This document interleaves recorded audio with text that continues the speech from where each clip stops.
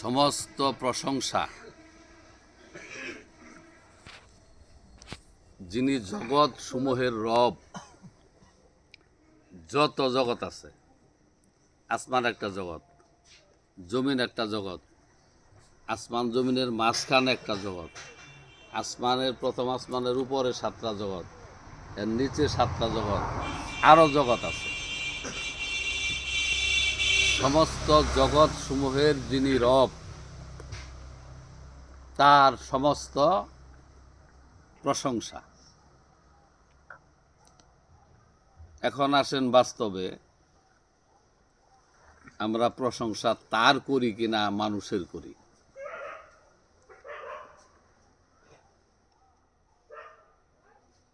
আপনি প্রথমেই নামাজে দাঁড়ায় বললেন সমস্ত প্রশংসা জগৎ সমূহের যিনি রব,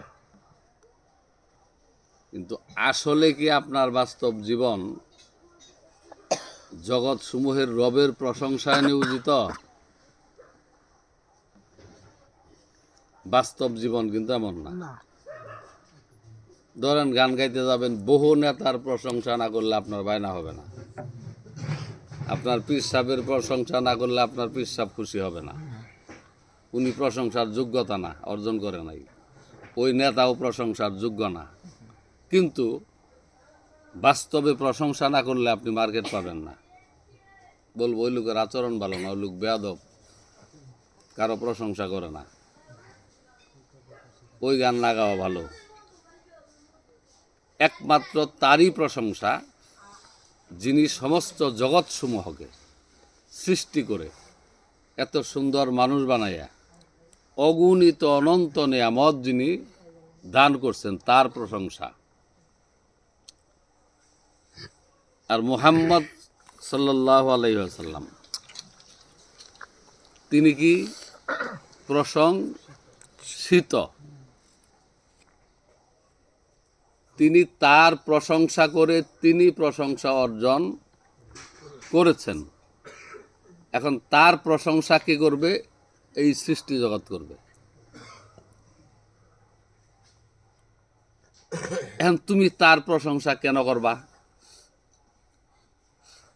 তুমি যে আল্লাহর প্রশংসা করলা, কি দেখে করলা? কি বুঝে? কি যায় না?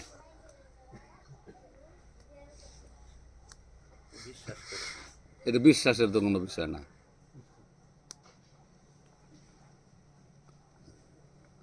তুমি তার প্রশংসা করলা এই জন্যে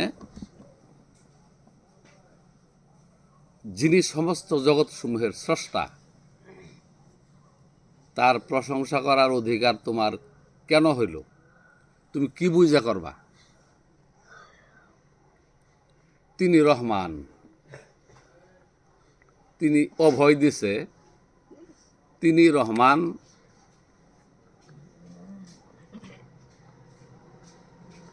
তার রহমানি দয়া সমস্ত মাখলুকাত, হিন্দু, বৌদ্ধ, জিন, খ্রিস্টান, ইনসান, মুসলমান সমপরিমাণ তার পক্ষের থেকে তার অনুগ্রহ, তার করুণা, তার দয়া কি প্রাপ্ত। কাউকেই তিনি বঞ্চিত করেন না।